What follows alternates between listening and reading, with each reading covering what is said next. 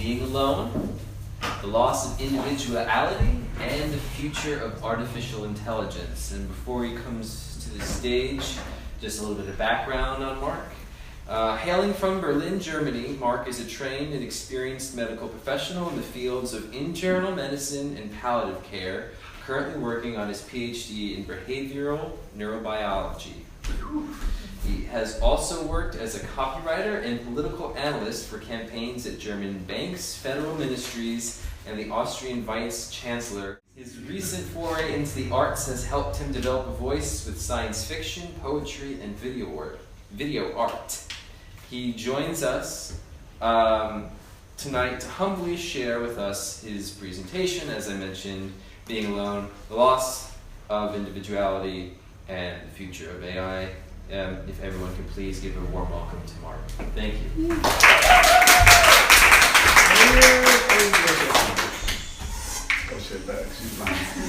Okay, thank you very much. Yes, every time. That was very humbling. I didn't know that you read the CD and highlighted those points. But well, you sent it my way, and I do the deed.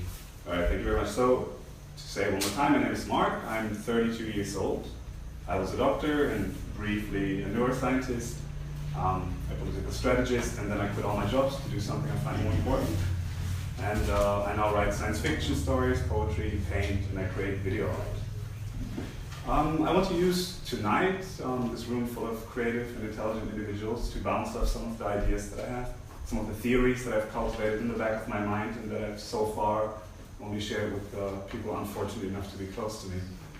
And here's what I have to say today. Individuality is dying, and its death throes is plunging the world into chaos. Every natural system strives for balance. The governing social systems of the world, namely capitalism and unsuccessful approximations of communism, have produced severe imbalances in the distribution of wealth, resources, and information. As a species, we have finally procreated enough to produce global mass effects on our ecosystem by means of our behavior.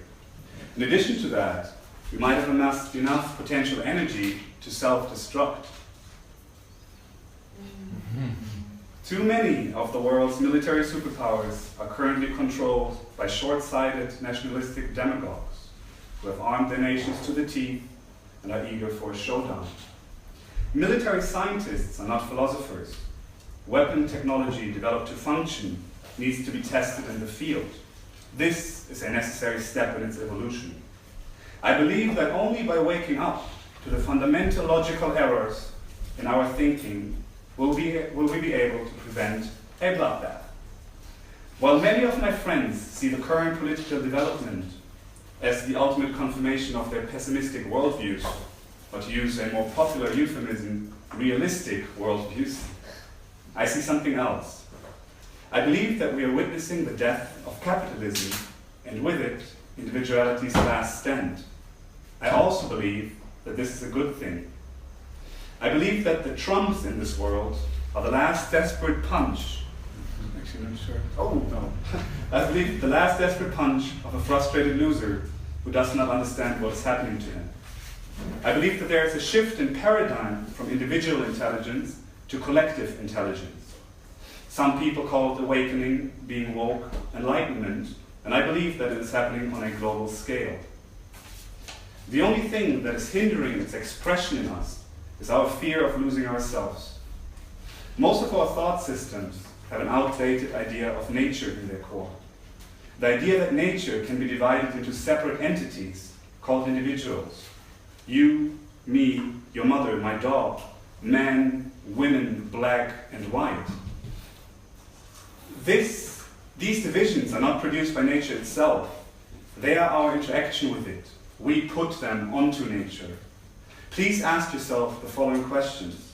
Do the cells of your body know that they are a part of you and that their actions keep you alive? Do the millions of bacteria that live inside your intestines know that they are a part of your digestive system, or do they think that they work for themselves? Do you know whether, if, or that you're part of a much larger organism called planet Earth, or do you not? How would you react if your ring finger suddenly started fighting your middle finger because it decided that it now wants to live alone. Most of the young people I meet in my physical and digital reality understand that separation causes conflict and want a future without borders and walls, but they seem to be waiting for something. Many seem to believe that there is an almighty institutional power or a group of individuals motivated by sinister ideals that controls their world and media and is very hard to beat. But the power we are fighting is nothing but a large shadow on the wall, an imagined monster produced by our individual fears of an unknown future. The current batch of right-wing politicians are only in power because they know how to exploit this fear, how to point out differences and judge by appearance instead of looking in the depth. They function like the heroes in scary movies that offer solutions for monsters that aren't really there.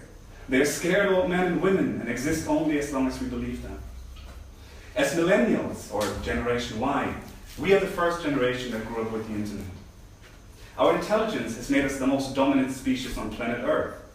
Through the eyes of a neuroscientist, human intelligence manifests itself. Oh, sorry, please further. No, more. Okay. Through the eyes of a neuroscientist, human intelligence manifests itself through a part of our brain that we call the neocortex. It is believed to be responsible for our higher order brain functions, such as thinking, speaking, and the confusing miracle of consciousness. This is nature's latest addition to the brain of less intelligent species. See the monkey brain there, the human brain there. The neocortex is just much bigger than in the monkeys. It is, in scientific terms, a connection of nerve cells that communicate through electronic signals and make binary decisions. It is, in more poetic terms, what allows you to look into a mirror and perceive a conscious individual there. The internet, I believe, is the outgrowth of this brain into our physical surroundings. All our nerve cells do is receive electronic impulses and decide whether to modify them, pass them on, or not. This is a connectome of the human brain. It shows all the nerve cells and its connections to each other, and their connections to each other. Or it is an approximation of that because nerve cells are very, very small and it would be difficult to show all these connections. Can you go further, please? This is a connectome of the internet. It tries to show in 2005 all the nodes of the internet by means of their traffic. This is a very simple image, as you can see.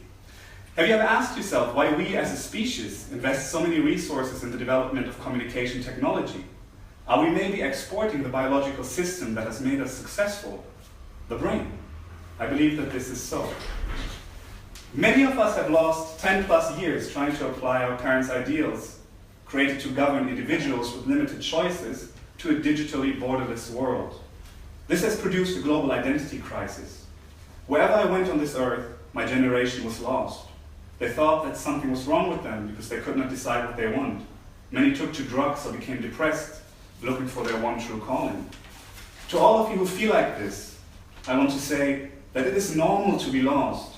Revolutionary inventions do not come with a manual, and the internet is a revolution on the magnitude of humanity learning how to write. When our great-great-grandchildren look back at our epoch in 200 years, the birth of the net will have defined our generation. The applications that we will come up with will alter the course of our species forever. If we would just do what our parents told us, we would all still be hunters and gatherers. And there's much to be done. The next step in our collective evolution is the birth of artificial intelligence, which you can also call collective consciousness.